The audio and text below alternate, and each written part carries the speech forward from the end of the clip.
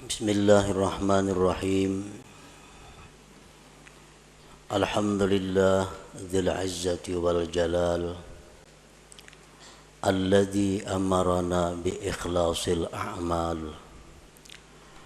Ashhadu an la ilaha illallah wahdahu la syarika lahu dzul quwwati wal kamal. Wa ashhadu anna sayyidana Muhammadan abduhu wa rasuluhul mawsufu bil jamal. Allahumma salli wa sallim wa barik ala sayyidina wa maulana Muhammadinil muzallali bizzilal wa ala alihi wa sahbihi wa dhurriyyatihi wa atba'ihin najina minad dalal, amma ba'du. Yang kita hormati dan kita cintai para habaib, para alim ulama, para muhibbin, hadirin dan hadirat rahimakumullah. Alhamdulillah, segala puji bagi Allah. Kita bersyukur kehadirat Allah Subhanahu wa taala yang telah mengumpulkan kita di tempat yang penuh berkah ini. Dan semoga kita selalu dikumpulkan oleh Allah dalam kebaikan dan takwa. Salawat dan salam kita haturkan kepada junjungan kita Nabi besar Muhammad sallallahu alaihi wasallam dan kepada seluruh keluarga, para sahabat, zuriat dan pengikut beliau. Para muhibbin rahimakumullah, al-hikmatul ashirah minal hikamil ataiyah. Qala al-imam Ahmad bin Athaillah as-Sakandari rahimahullah wa nafa'ana bi ulumi. Hikmah yang ke-10 daripada al-hikamil ataiyah. Berkata al-imam Ahmad bin Athaillah as-Sakandari rahimahullah, al-a'malu suwarun qa'imah wa arwahuha wujudu sirril ikhlasi fiha. Bermula amal-amal adalah rupa-rupa yang berdiri,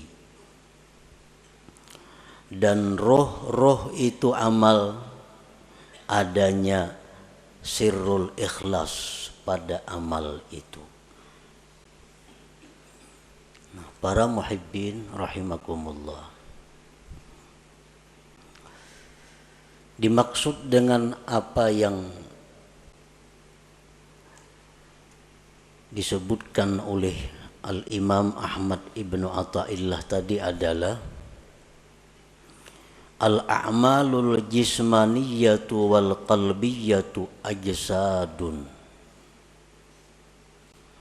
Bermula amal-amal, baik itu amal-amal berupa jismani seperti sembahyang, membaca Al-Quran, itu disebut amal jismaniyah.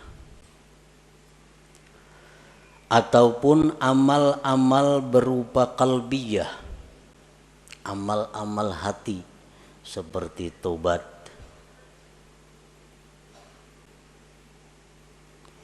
Ajsadun, amal-amal itu seperti jasad, seperti tubuh.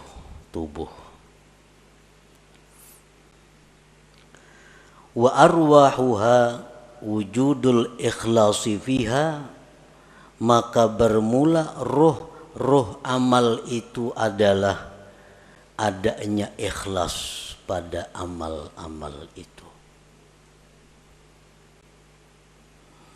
Fal ajsadu bila arwah sakitatun mayitatun.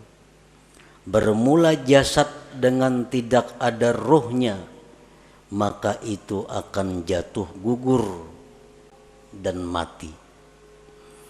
Wa kadzalikal a'mal, demikian pula amal-amal la qiyamalaha, tidak ada tegak dengannya illa biwujudil ikhlasi fiha, melainkan dengan adanya ikhlas pada amal-amal itu. Nah, para muhibbin rahimakumullah, Imam Ahmad Ibnu Athaillah mencontohkan amal perbuatan kita ini, baik yang jismani atau yang rohani, itu seperti tubuh, seperti jasad. Sedangkan rohnya adalah ikhlas. Artinya bahwa amal yang kita lakukan itu kalau tidak ikhlas berarti tidak punya roh. Jasad yang tidak punya roh itu akan dikubur, akan tidak bisa dimanfaatkan. Nah, demikian pula amal ibadah kita yang tidak ada ruhnya, tidak ada ikhlasnya, akan tersia-sia, tidak diterima di sisi Allah Subhanahu wa ta'ala.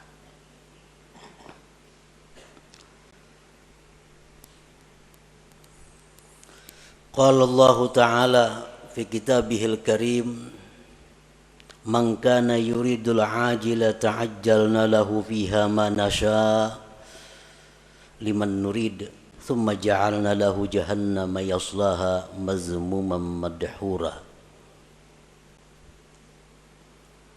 Barang siapa yang beribadah kepada Allah, sembahyang, puasa, membaca Al-Quran, menuntut ilmu, beriktikaf, bersadaqah, berwakaf.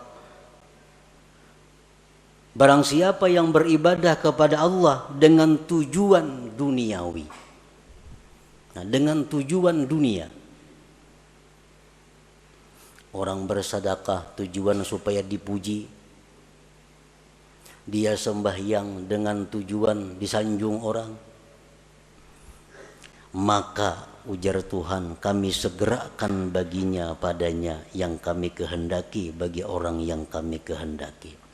Maka artinya yang dia maksud dengan pujian itu akan didapatkannya. Dia sembahyang ingin dipuji orang, maka pujian itu akan datang kepadanya. Dia bersedekah ingin dihormati orang, maka kehormatan itu akan datang kepadanya. Summa ja'alna lahu jahannama yaslaha, kemudian kami jadikan bagi dia neraka jahanam yang dia masuki, mazmuman, hal keadaan tercela, madhuran, dan dilaknat Allah. Surat Al-Isra ayat 18. Nah, artinya orang yang beramal ibadah dengan tujuan dunia, tidak karena Allah, bukan hanya kada diterima oleh Allah, tetapi disiksa. Faqad bayyanallahu ta'ala fi hadhil ayah anna man 'amila li ghairi wajhillah fala thawaba lahu fil akhirah wa ma'wahu jahannam. Sungguh menjelaskan Allah pada ini ayat, barang siapa yang beramal bukan karena Allah, tidak ada pahala baginya di akhirat dan tempatnya adalah jahannam.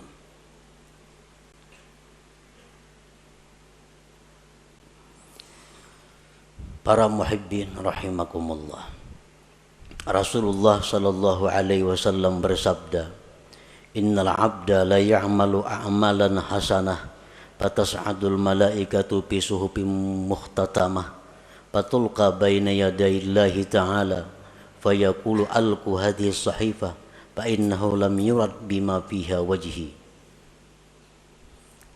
Yang artinya, sesungguhnya seorang hamba beramal-amal kebaikan, sembahyang, puasa, zakat, sedekah, haji, umrah, dan sebagainya, maka naiklah malaikat membawa buku-buku catatan amal tersebut, kemudian diserahkan kepada Allah Subhanahu wa ta'ala. Maka Allah berfirman, lemparkan ini catatan amal, bahwasanya dia tidak dikehendaki dengan yang ada pada catatan itu akan zatku, ujar Tuhan. Artinya buang itu amalan, karena inya beramal itu bukan karena aku. Waqala Rasulullah sallallahu alaihi wasallam, idza kana akhiruz zaman sarat ummati thalasa firaq, firqatun ya'buduna Allah khalisa, wa firqatun ya'buduna Allah riya'a, wa firqatun ya'buduna Allah liyastaqilu bihin nas. Fayaqulu Allahu azza wa jalla lil mukhlisin idhabu ilal jannah, wa yaqulu lil akharin idhabu bihim ilan nar. Apabila akhir zaman, ujar Rasulullah, jadilah umatku itu 3 kelompok, 3 golongan. Satu golongan yang beribadah kepada Allah ikhlas. Golongan yang lain ada yang beribadah riya, mengharapkan sesuatu dari makhluk, baik itu materi atau pujian. Satu golongan yang beribadah kepada Allah untuk mencari makan dengan manusia. Allah berfirman pada hari kiamat, bagi orang-orang yang ikhlas, masuklah kalian ke dalam surga. Dan Allah berfirman bagi yang lainnya, pergilah dengan mereka itu ke dalam api neraka. Nah, para muhibbin rahimakumullah. Dengan dalil-dalil ini jelas bahwasanya ikhlas itu adalah satu kewajiban yang mesti ada dalam setiap amal ibadah. Tanpa ikhlas, amal ibadah itu tersia-sia dan kita pun akan disiksa oleh Allah Subhanahu wa ta'ala. Nah, para muhibbin rahimakumullah, dengan demikian kita wajib belajar apa itu ikhlas. Dan kita wajib berusaha untuk bisa mendapatkan ikhlas itu, agar kita menjadi orang yang selamat di akhirat nanti. Nah, berbagai macam pendapat para ulama tentang ikhlas itu apa. Satu syekh mengatakan ikhlas itu ini. Ada lagi imam ini mengatakan ikhlas itu macam ini. Ada lagi seorang guru menyatakan ikhlas itu macam ini. Nah, kita ambil dari sekian banyak pendapat tentang ikhlas itu satu pendapat daripada para imam-imam itu. Al-ikhlasu ala salasi darajat. Ikhlas itu 3 tingkat. 3 tingkatan. Yang pertama disebut darajatil awam. Ikhlas tingkatan orang awam. Ini ikhlas sudah ada punya harga di sisi Allah, walaupun murah daripada tingkatan yang berikutnya, tapi sudah dihargai oleh Allah. Kita beribadah sembahyang, kita pakai ikhlas orang awam, itu sudah berharga, cuma harganya lebih murah dibanding ikhlas tingkatan-tingkatan yang berikutnya. Nah, ikhlas orang awam ini artinya adalah ifradul haq bi kasdil ibadah ma'a talabil huzuzid dunyawiyyati wal ukhrawiyyah ka hifzil badan wal mal wa sa'atir rizq wa dukhulil jannah wan najati minan nar. Ikhlasnya orang awam itu adalah mengesahkan Tuhan pada tujuan ibadah. Memang inya beribadah itu tujuannya adalah semata-mata karena Allah. Tidak ada karena yang lain. Nah, inya sembahyang karena Allah. Tetapi beserta meminta, menuntut bahagian-bahagian duniawi dan ukhrawi. Inya sembahyang karena Allah. Di samping itu, mudahan diluaskan Allah rezeki. Mudahan dipeliharakan Allah harta nang ada. Mudahan mati masuk ke surga. Mudahan terhindar daripada api neraka contohnya. Nah, ini sudah ikhlas untuk golongan orang-orang awam. Inya bazakatunya karena disuruh Allah, perintah Allah. Tetapi inya ada minta kepada Allah. Dengan bazakat ini dia minta kepada Allah agar hartanya bertambah, hartanya terpelihara, hidupnya selamat dunia dan akhirat. Nah, ini ikhlasnya orang awam. Beribadah semata-mata hanya karena Allah, tetapi ada minta macam-macam dengan Allah. Baik itu urusan duniawi atau ukhrawi. Nah, ini sudah masuk ikhlas. Walaupun ikhlas yang paling rendah. Kita membaca surat Waqiah umpamanya. Membaca surah Waqiah karena Allah. Tapi ada harapan, mudah-mudahan diluaskan Tuhan rezeki. Nah, itu ikhlas ngarannya. Tapi ikhlas tingkatan orang awam. Inya membaca surat Tabarak, suratul Muluk karena Allah. Tapi mudah-mudahan dalam kubur selamat. Nah, ini ikhlas. Tapi derajatnya bukan derajat yang tinggi.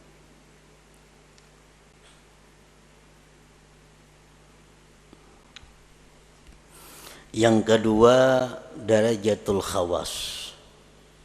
Derajat ikhlas orang khawas.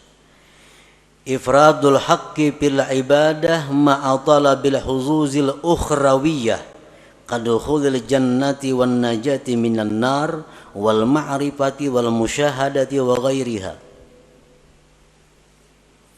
Ikhlas tingkatan yang kedua tertinggi ini, talarang Allah menghargai daripada yang pertama tadi. Nah, ikhlas derajat yang kedua ini adalah mengesahkan Allah pada ibadah.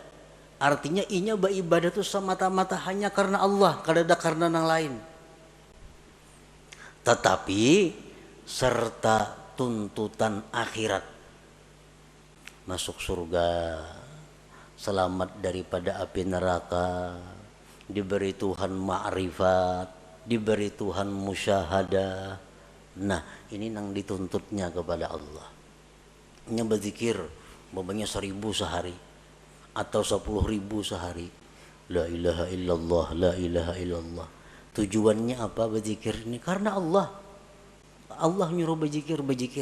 Tapi inya minta kepada Allah agar diberi ma'rifat kepada Allah. Agar diberi musyahadah.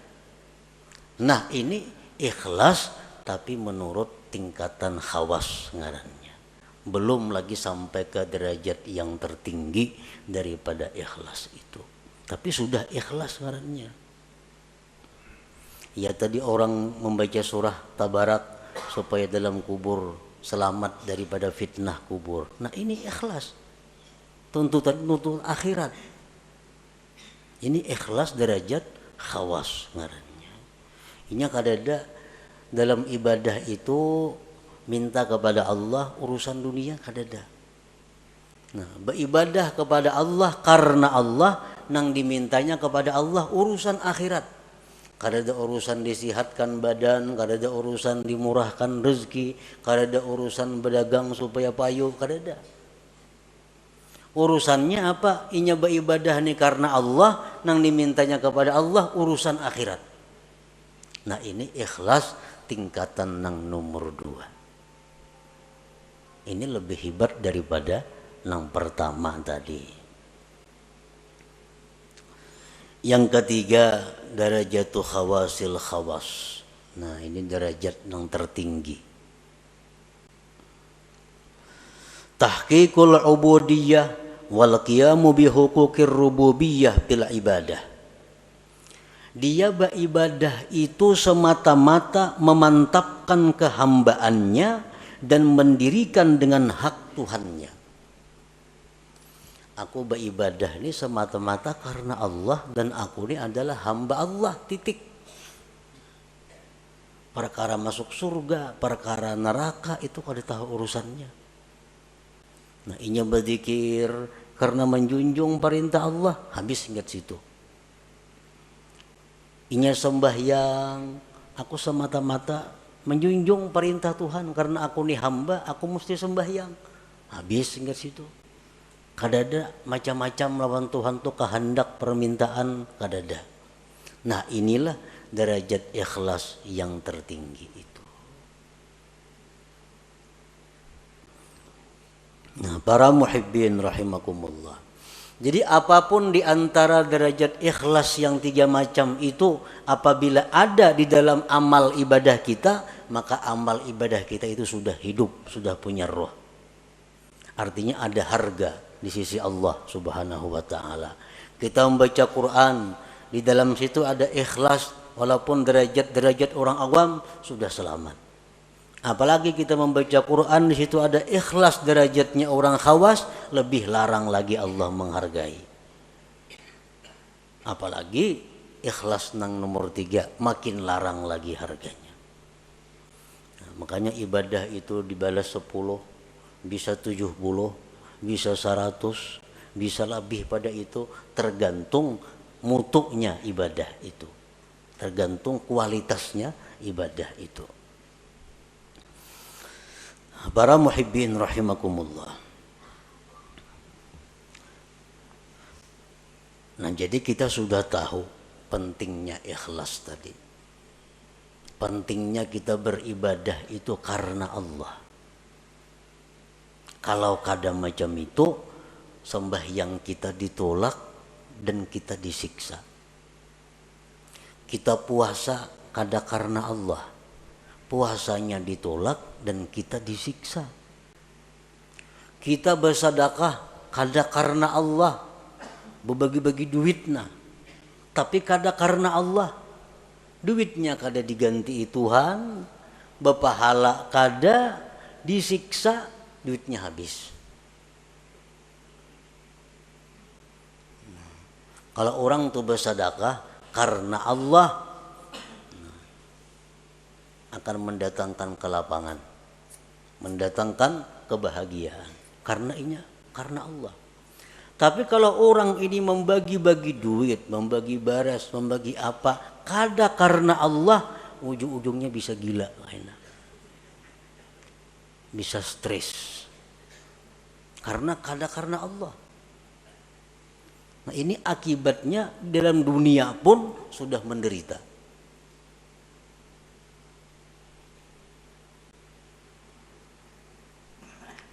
Jadi ikhlas ini bukan hanya perkara diterima kada diterima, disiksanya ini yang jadi masalah. Sembahyang nang mestinya jadi ibadah berbalik menjadi maksiat. Membaca Quran nang mestinya ibadah karena kada ikhlas jadi maksiat. Bersedekah nang mestinya ibadah tapi karena kada ikhlas jadi maksiat. Nah, oleh karena itu kita wajib fardhu ain mempelajari apa itu ikhlas supaya bisa amal itu diterima oleh Allah Subhanahu wa taala. Dan sesudah kita belajar ikhlas tadi macam itu, tinggal kita berusaha bagaimana cara mengamalkan, bisa melakukan ikhlas itu.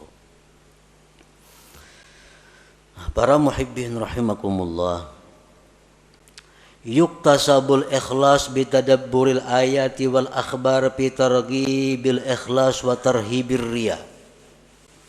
Nah, supaya kawa ikhlas, kita sudah tahu tuh di ikhlas tadi, ibadah nang karena Allah, kada ada karena nang lain-lain, itu ikhlas. Tahu sudah kita. Cuma kayak apa supaya kau menerapkan itu di dalam ibadah kita. Nah, ikhlas itu diusahai pertama dengan merenungi ayat-ayat, hadis-hadis yang menggemarkan ikhlas dan menakuti riya. Nah, kita cari, kita renungi Al-Quran, bagaimana memuji orang yang ikhlas. Al-Quran, Al-Hadis, bagaimana menerangkan akibat surga terhadap orang yang ikhlas. Al-Quran, Al-Hadis menakutkan bagaimana orang yang kada ikhlas. Orang yang kada ikhlas itu beramal, apapun amal ibadah, kada ikhlas. Itu di akhirat dipanggil Allah dengan panggilan ya munafik, hai munafik. Ya ghadir, hai penipu. Nah, kita tuh beribadah kada ikhlas. Allah memanggil di akhirat dengan panggilan hai penipu, hai orang munafik. Nah, ini yang kita renungi hadis-hadis seperti ini agar kita bisa ikhlas. Bahkan diriwayatkan bahwa orang yang tidak ikhlas itu nanti di akhirat akan diulu-ulu oleh Allah. Sebagaimana dia dalam dunia mengulu-ulu kepada Allah. Kan sembahyang. Tapi sembahyang ini yang dicarinya adalah pujian. Itu mengulu-ulu Tuhan ngarannya. Kisahnya menyembah Tuhan, tapi hatinya menyembah orang yang dia harapkan. Nah, di akhirat dibalas Allah. Jar Tuhan pulang bin pulan masukkan ke surga. Masukkan. Nah, bejurut kesukaan ke surga. Sampai kamu ke pintu surga ditutup orang pintunya, tak ditutup. Nah, ujar Tuhan dalam dunia ikam maulu-ulu aku, sekarang giliranku maulu-ulu ikam. Nah, ditampayakan surga kenikmatan sekalinya kada boleh masuk ke neraka dulu singgah. Nah, inilah akibat orang yang maulu-ulu Allah di dalam dunia. Bersedekah itu ibadah. Mestinya karena Allah. Tapi kalau kada karena Allah itu istihza billah, maulu-ulu dengan Allah. Allah akan membalas nantinya ulu-ulu itu di akhirat. Nah, jadi kita untuk dapat ikhlas itu pertama merenungi ayat Quran, hadis-hadis Nabi tentang bagaimana orang ikhlas, bagaimana akibatnya orang itu mun kada ikhlas. Yang kedua, supaya bisa ikhlas itu wa bi ikhfa'i wa kitmanil hasanati wal a'malis shalihat, menyembunyikan amal-amal saleh itu, baik waktu melakukannya atau sesudah melakukannya. Nah, bersembunyi ini mendukung supaya ikhlas. Beramal saleh, sembahyang sunat, pokoknya hal-hal yang kada disuruh kita benampak, sembunyikan amal-amal itu. Jangan dikisah-kisahkan, jangan dikuya-kuya karena mengurangi nilainya, bahkan bisa menggugurkan pahala. Nah, kita menyimpan amal saleh serapi-rapinya itu membantu keikhlasan. Yang selanjutnya agar kita bisa ikhlas, nah ini yang paling penting, wabikat ittama anil khalqi, memutus tamak daripada makhluk. Selama kita masih tamak dengan makhluk, kita sulit untuk ikhlas itu. Nah, selama kita masih ada yang kita kehendaki daripada makhluk, sulit untuk ikhlas. Kita kepingin makhluk itu sayang lawan kita kepingin makhluk itu hormat lawan kita kepingin makhluk itu mencintai kita kepingin makhluk itu memberi sesuatu kepada kita kepingin makhluk itu agar memilih kita. Selama itu ada dalam hati, kita sulit untuk ikhlas. Nah, sulit untuk ikhlas. Jadi putuskan harapan-harapan kepada makhluk.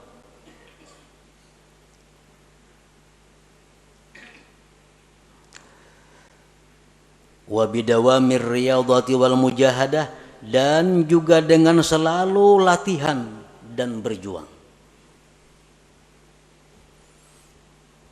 Jadi ikhlas ini mesti dilatih dan berjuang. dikisahkan bahwa salah seorang salihin ini sembahyang berpuluh-puluh tahun hanya di saf pertama, sembahyang berjamaah. Saf kedua kada biasa, apalagi masbuk makin kada. Selalu di saf pertama. Suatu hari Sidin ada talambat, padahal sudah 10 tahun lebih selalu di saf pertama sembahyang berjamaah. Suatu hari ada masalah sehingga datang ke masjid masbuk. Lalu ujar Sidin, aku merasa supan masbuk nih, merasa supan karena mahir di saf pertama. Sekarang masbuk aku merasa supan. Nah, begitu merasa supan, lalu Sidin menyimpulkan bahwa yang selama ini aku sembah yang di saf pertama itu adalah riya, bukan karena Allah. Buktinya aku hari ini supan sembahyang masbuk. Lalu ujar Sidin, sembahyang yang sekian puluh tahun tadi aku qadha hari demi hari, aku hari demi hari diqadha. Nah, ini ngarannya adalah riyadhah wal mujahadah. Nah, kita sembahyang ada tadi asa ada riyanya, ulangi sembahyang biasa. Nah, di rumah surangan sampai bujur-bujur murni sembahyang kita. Kita tadi berzikir, kita tadi membaca Quran di tengah orang banyak. Tadi rasanya asa ada riya nih. Kayaknya di kamar buliki sorangan membaca. Nah, ini riyadhah wal mujahadah untuk mendatangkan ikhlas ke dalam diri kita. Nah, kemudian lagi supaya bisa ikhlas itu adalah waddu'a ilallah ayyarzuqahul ikhlas. Lawan Tuhan minta, Allahumma rzuqnil ikhlas bil a'mal. Ya Allah, berikan aku ikhlas pada amal-amal. Ini perlu lawan Tuhan, karena kalau Allah memberi satu mat saja.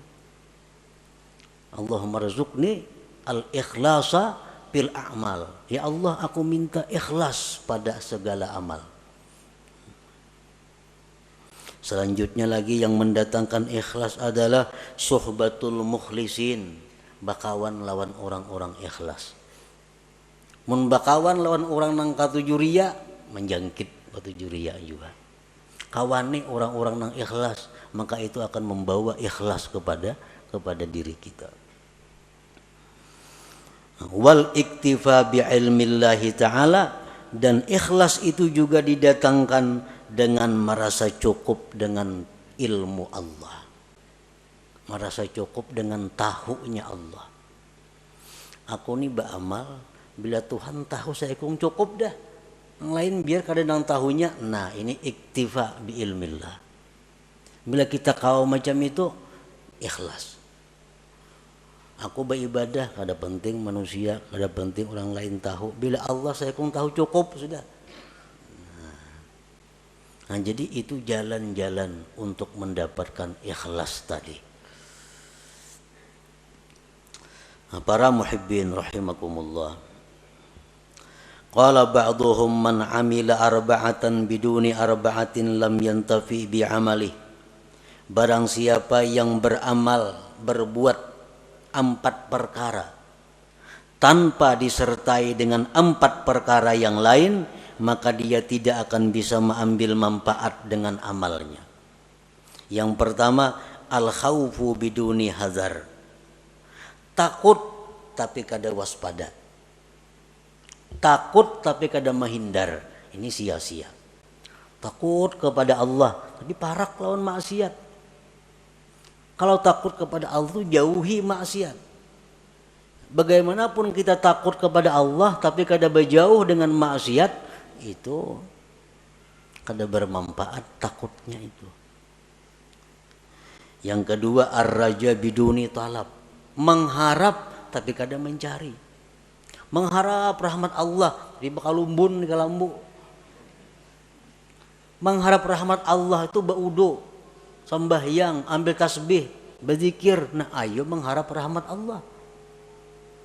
Kalau mengharap tapi kada mencari, maka mengharap itu sia-sia. Yang ketiga, al-istighfar bidurin nadam. Minta ampun tapi kada menyesal.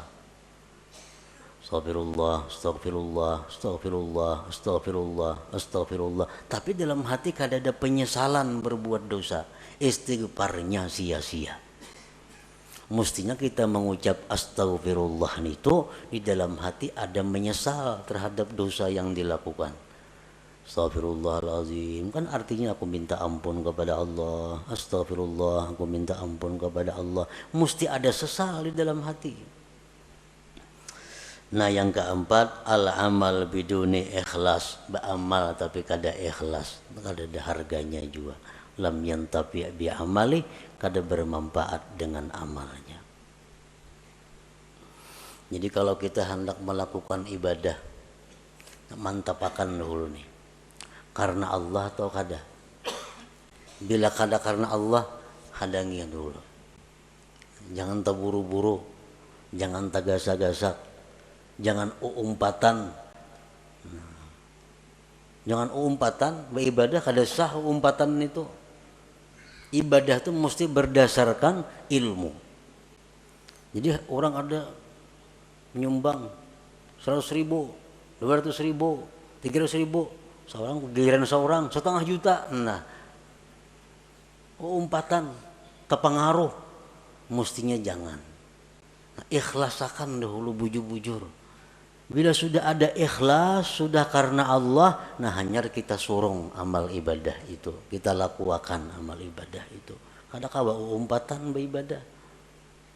Nah ngapa kau bujurakan dahulu niat kita supaya ikhlas. Qala Syakik rahimahullah, husnul amal fi salasati asya. Baiknya amal itu pada 3 perbuatan, pada 3 sesuatu. Allah itu baik, Allah kada menerima kecuali yang baik. Allah itu kada menerima amal kecuali amal yang baik. Amal yang baik itu macam apa? Awwaluha ayyaral amala minallahi ta'ala linafiyil ujub. Yang pertama yang perlu bagi orang yang beramal itu bahwa dia melihat bahwa amal itu adalah dari Allah. Aku ni kawa sembahyang, aku ni kawa puasa, aku ni kawa naik haji, aku ni kawa bersedekah, itu adalah anugerah dari Allah. Bukan karena kepintaranku, bukan karena kekuatanku, bukan karena kehebatanku. Tapi aku kawa melakukan ibadah-ibadah ini adalah anugerah Allah, taufik Allah. Itu yang perlu supaya jangan ujub kita. Nah yang kedua, ayyurida bihi ridallah likasril hawa, bahwa dia beramal itu menghendaki keridaan Allah, bukan untuk kesenangan diri sendiri. Beramal, beribadah itu yang kita cari itu adalah kesenangan Tuhan, bukan ibadah nang pas lawan kehendak nafsu. Ini ada ibadah itu nang pas lawan kehendak nafsu. Nah itu bukan itu yang kita cari. Kita cari itu ibadah nang pas dengan keridhaan Allah. Kayak orang sembahyang rajin di masjid-masjid tuh, pembelakangan ketujuh duduk bersandar nyaman di tawing tuh. Itu beribadah mencari kesenangan nafsu. Kalau kesenangan Allah di sab pertama itu Allah senang di situ kita beribadah. Ini kada pembelakangan di muhara lawang, supaya angin nyaman. Nah ini orang beribadah untuk kesenangan nafsunya. Padahal mesti ibadah itu yang kita kehendaki adalah keridhaan Allah. Usahakan bahwa Allah yang disenangkan, bukan nafsu kita, bukan hawa kita. Ini sudah lumrah. Ibadah itu kalau pas nang lawan nafsu katuju aja menggawi kita. Tapi kalau ibadah nang kada cucuk lawan nafsu, nah ini berat. Padahal ibadah itu kita kehendaki adalah keridhaan Allah, bukan keridhaan nafsu kita. As-salis yang ketiga, ayyabtagiyas sawab minallah bahwa dia mencari pahala itu dari Allah. Linafir riya, untuk menolak riya. Kita beribadah mencari balasan itu lawan Allah, supaya jangan riya. Bila mencari balasan lawan makhluk, nah itu riya ngarannya. Bila riya, ibadah kada diterima dan kita bakal disiksa. Kita minta kepada Allah bahwa dengan ibadah ini, kita ibadah ini melakukannya karena Allah, dan kita minta supaya kita jadi orang yang mulia. Nah ayuha, tapi yang diminta asal Allah. Kita beribadah membaca Quran karena Allah, dan mudah-mudahan Allah buka pintu rezeki seluas-luasnya, boleh aja karena kita minta kepada Allah. Nah kita beribadah kepada Allah sambil mengharap agar makhluk-makhluknya mencintai aku. Ayo kada Bapak, asal yang diminta kepada Allah. Nah kalau kita beribadah untuk cari perhatian kepada makhluk, nah ini Allah nang marah. Ini Allah nang marah. Kita beribadah supaya inya hormat kena lawan aku. Nah ini kita beribadah supaya kena inya memperhatikan lawan aku. Makhluk nih. Nah ini nang dimaksud nang kada boleh itu. Bahwa ibadah kita ini tapi tujuannya adalah kepada makhluk Allah. Nah bila ibadah yang demikian itu ada pada kita, maka ibadah itu macam orang mati. Arti orang mati apa? Dipatak, dikubur, tidak bisa dimanfaatkan apa-apa. Nah ibadah yang ikhlas itu adalah ibadah laksana jasad yang punya roh. Jasad yang punya roh adalah jasad yang bergerak, yang bermanfaat. Nah ibadah yang punya roh, ikhlas adalah ibadah yang bisa kita ambil manfaat baik di dunia dan di akhirat. Nah kemudian hikmah yang ke-11. Ila hadratin Nabi sallallahu alaihi wasallam, al-Fatihah. Iyyaka na'budu wa iyyaka nasta'in, ihdinas siratal mustaqim, siratal ladzina an'amta 'alaihim. Ya Allah biha, ya Allah biha, ya Allah bihusnil khatimah, ya Allah biha, ya Allah biha, ya Allah bihusnil khatimah, ya Allah biha, ya Allah biha, ya Allah bihusnil khatimah. فيا أيها الرجل منه شفاعة صلوا عليه وسلموا تسليما.